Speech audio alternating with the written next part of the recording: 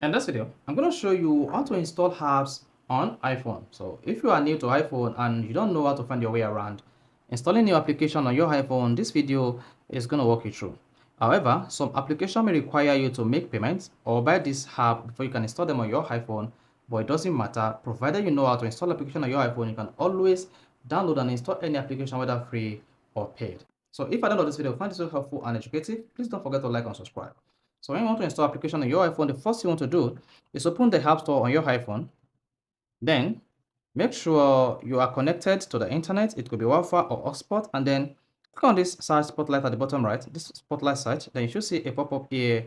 You can type the name of the application you want to install on your iPhone. So let's say I want to install the WhatsApp business application. Let's say WhatsApp business application. Just search for it and then you should see the WhatsApp here. Then wait for this page to load, and once it loads, you should see an option that asks you to get this application. If the application is paid, you'll be prompted to pay for this application before you can download or use this application on your iPhone. However, if it is a free application, you just need to click on the Get button, then tap on the Store button from the pop-up.